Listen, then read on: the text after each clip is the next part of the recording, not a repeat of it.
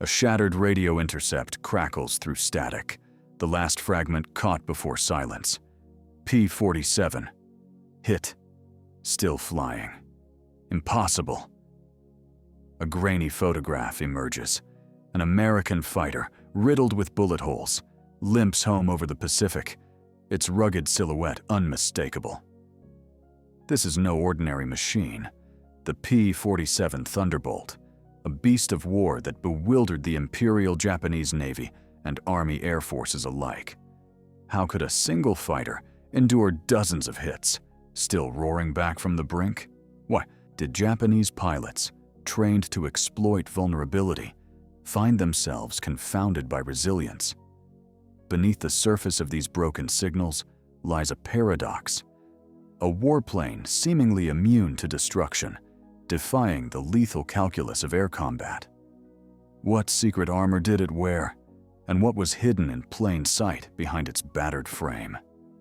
The story begins in 1941, in the depths of American aircraft design bureaus, where engineers wrestled over the shape and purpose of a new fighter. Born from the need to escort bombers on long-range missions, the P-47 Thunderbolt was conceived as a rugged, heavy-hitting juggernaut.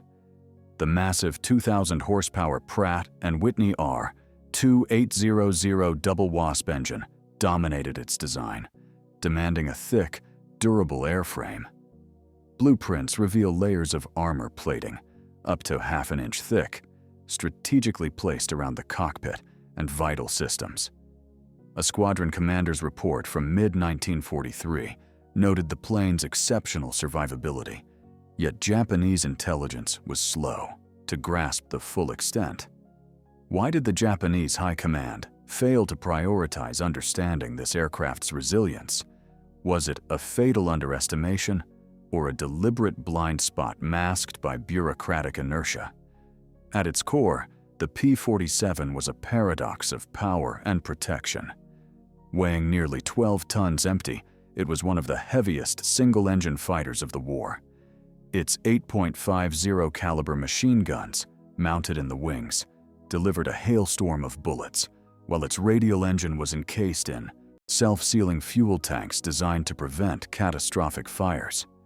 Technical manuals recovered from captured airfields detailed the thick armor surrounding the pilot, nearly 1,200 pounds of steel, and redundant hydraulic systems that allowed control even after severe damage. Yet, its size made it less maneuverable than Japanese nimble fighters like the Zero. How did Japanese pilots reconcile this brutal toughness with the apparent clumsiness of the Thunderbolt? Did they see it as a flawed beast or an invincible fortress in the sky? The first real encounter came in late 1943 during the Solomon Islands campaign. A Japanese fighter squadron scrambled to intercept a formation of Thunderbolts, escorting B-24 Liberators. According to pilot memoirs, the expectation was swift victory, Japanese agility against American lumber. But the reality was a rude shock. Thunderbolts took multiple hits, their fuselages scarred and smoking, yet returned fire with devastating accuracy. Radar logs and gun camera footage later revealed pilots surviving hits from 20mm cannon shells and tracer rounds that should have been fatal. The Japanese squadron commander's debrief voice trembles in the transcript. How could these planes withstand what tore apart our Zeros? Was this resilience merely technical, or did it hide a psychological edge that eroded enemy morale? In response, Japanese tactics evolved rapidly. Fighter units were instructed to avoid frontal assaults, where the Thunderbolt's guns were most concentrated, instead targeting its less protected rear and engine nacelles. Mitsubishi engineers worked feverishly on reinforced armor and new ammunition types designed to penetrate thick American plating. Yet, intercepted communications suggest confusion at the highest levels. The Thunderbolt's endurance exceeds all projections. Adjust attack vectors immediately. Tactical manuals from late 1944 show an increased emphasis on ambush and coordinated strikes. Yet frontline pilots reported frustration. Every hit seemed absorbed, every sortie survived. Why did Japan's countermeasures fail to neutralize the P-47's advantage? Was it a failure of technology, doctrine, or something more insidious? By mid-1944, the Pacific theater had shifted, and the Thunderbolt was no longer an anomaly, but a symbol of American air superiority. Resource constraints plagued Japan, limiting development of new fighters capable of matching the P-47's durability. Maps from the period highlight the widening gap in air coverage, with Thunderbolts dominating strategic points like the Mariana Islands. A declassified protocol shows emergency evacuation procedures for downed Japanese pilots, admitting the P-47's presence marks certain destruction unless avoided at all costs. The turning point was clear. The Thunderbolt was a fortress in the sky, a mobile bunker defying conventional wisdom. What did this mean for the future of air combat? Had the era of nimble dogfighters passed, overtaken by raw power and armor? Each episode is a document I pull from the dust of the archives. Share your own stories. Many of you have relatives who lived through that time, and your words help connect personal memory with archival evidence. Stay curious. Subscribe so you don't miss the next episode tomorrow. In the aftermath of the Mariana Islands campaign, field reports began to accumulate, detailing the Thunderbolt's uncanny survival in situations that would have spelled instant destruction for any other fighter. One report from a Japanese reconnaissance unit included a faded photograph of a P-47, its fuselage perforated by more than 50 bullet holes, yet its engine still running and its pilot alive.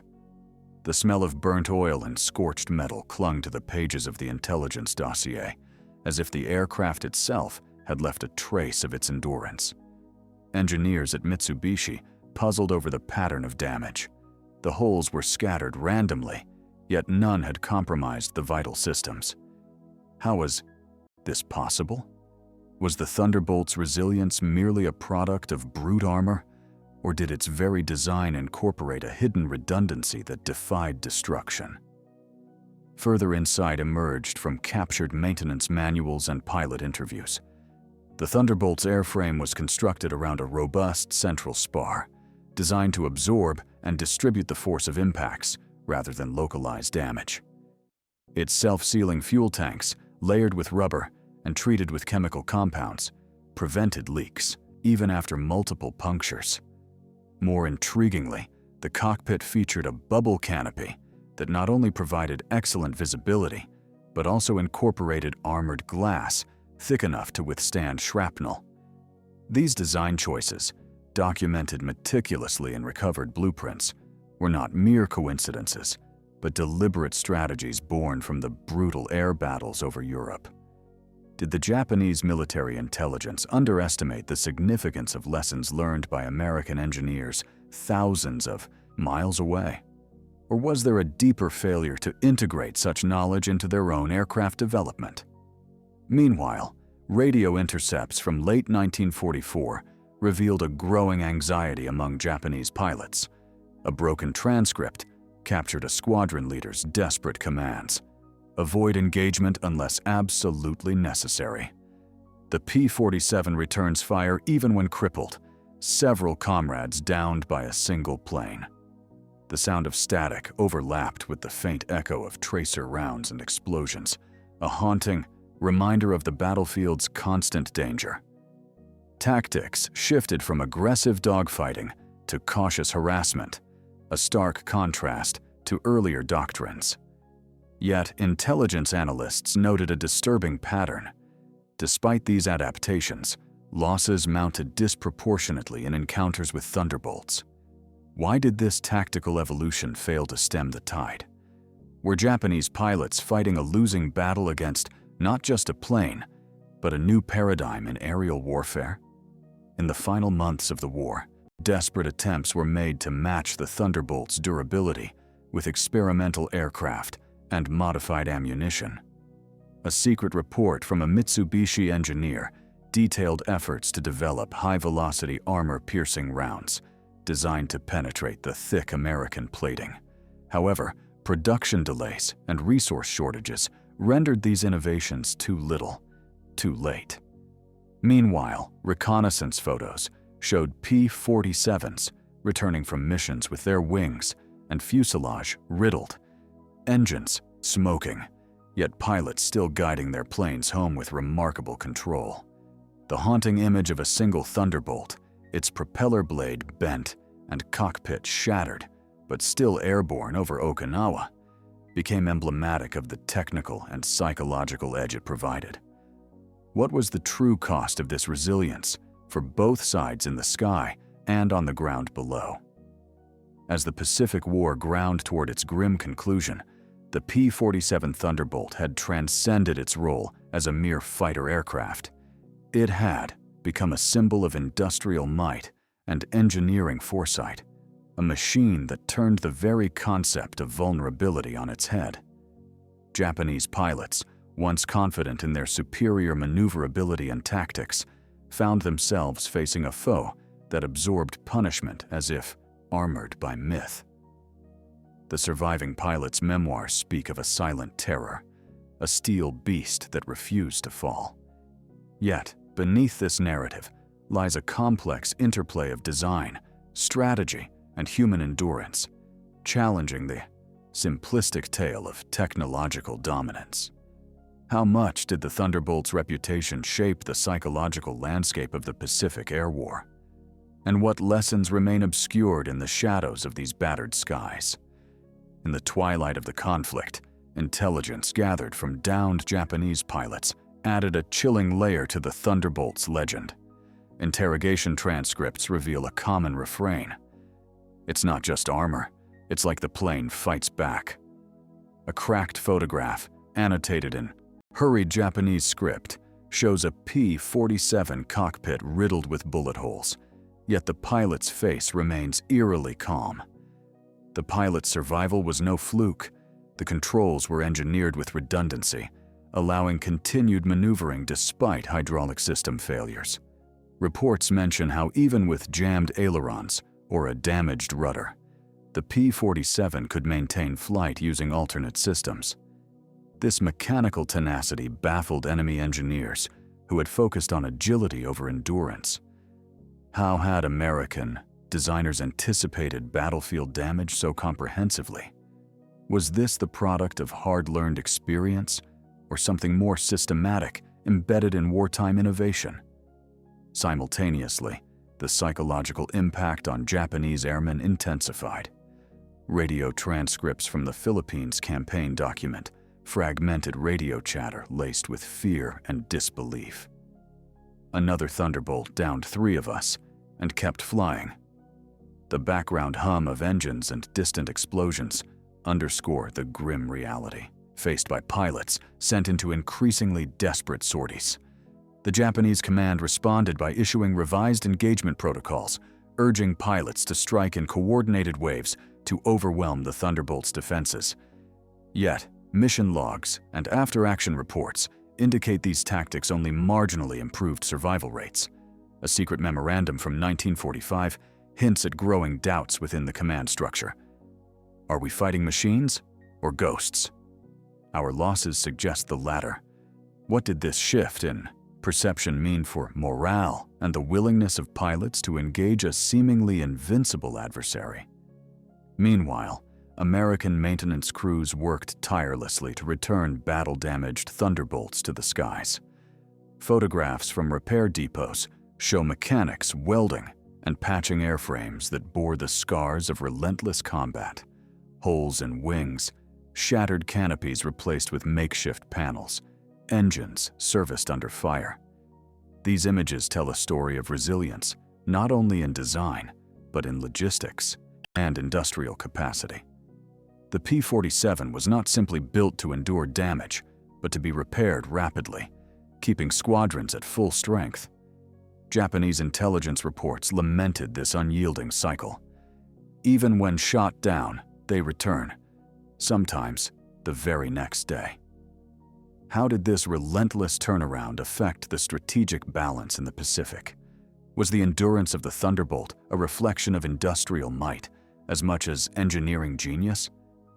As the war approached its final desperate months, new Japanese aircraft designs attempted to counter the Thunderbolt's dominance, incorporating armor and firepower in unprecedented measures.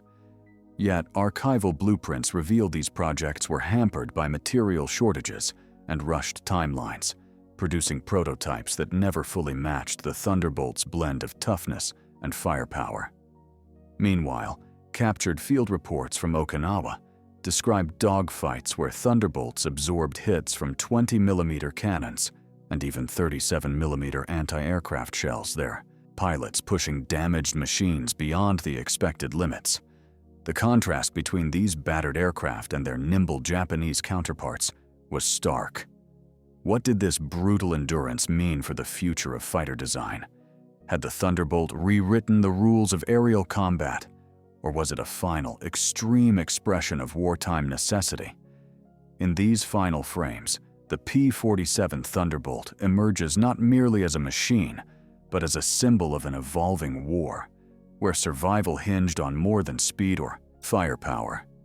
Its battered fuselage, scarred and pockmarked, tells a story of resilience forged in the crucible of conflict. Yet, beneath the surface, questions remain. Did the Japanese underestimate the Thunderbolt's significance too long? Was there a moment when understanding its secrets might have altered the course of aerial warfare in the Pacific? The shadows of these unanswered questions linger, inviting us to look deeper into the archives, where the full story waits, hidden in the scars of steel and the silence of broken radio waves. In the war's fading light, an overlooked detail surfaced in a classified report. The Thunderbolt's turbo supercharger system, a technological marvel, allowed it to maintain power at high altitudes where Japanese fighters struggled. This mechanical advantage meant that even when heavily damaged, the P-47 could climb and escape engagements that would have been fatal to its adversaries. A rare schematic found in a captured briefing shows the intricate cooling and airflow pathways designed to protect the engine from overheating despite multiple rounds piercing its casing. The hum of the turbocharger, recorded in a pilot's audio log, is a ghostly reminder of an unseen force propelling the plane beyond mere armor. How had this critical edge escaped full recognition by Japanese strategists? Was it a blind spot born of desperation, or a failure to grasp a new model of aerial combat? Simultaneously, first-hand accounts reveal the psychological toll on Japanese aircrews confronting the Thunderbolt. A journal entry from a fighter pilot stationed near Iwo Jima captures a haunting moment. "We watched as the Thunderbolt, bleeding and broken, still turned on us, relentless and unyielding. It was no longer just a plane. It was a specter. The smell of burnt fuel and scorched metal lingered like a curse on these encounters. As losses soared, morale frayed, and the once confident tactics of dogfighting gave way to evasive maneuvers and avoidance. This shift in mindset marked a fundamental change in the Pacific Air War, where endurance and resilience overshadowed agility and surprise. Was this psychological transformation an unseen weapon, as deadly as the machine itself? Meanwhile, the logistical backbone supporting the Thunderbolt's resilience was an industrial symphony few could match. Photographs from American factories show assembly lines churning out parts with relentless efficiency, while damaged fighters were rapidly cycled through repair depots. This industrial resilience, intertwined with the aircraft's rugged design, created a feedback loop of survival and return to battle. Japanese intelligence, constrained by resource shortages and bureaucratic paralysis, struggled to counter this dual threat. The question lingers: could technological superiority alone tip the scales in such a vast theater of war? Or was it the combined force of innovation, production, and human will that made the Thunderbolt a legend? As the war drew to a close, the Thunderbolt's battered frames became icons of an era defined by relentless innovation and brutal endurance.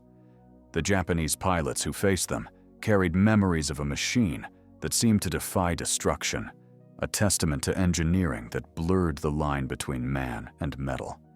Yet, beneath the visible scars and documented encounters lies a deeper narrative, one of adaptation, miscalculation, and the harsh realities of wartime innovation. What lessons remain buried in these archives, waiting to reshape our understanding of resilience in combat? The P-47 Thunderbolt was more than a fighter. It was a harbinger of a new age in aerial warfare, where survival itself became the deadliest weapon.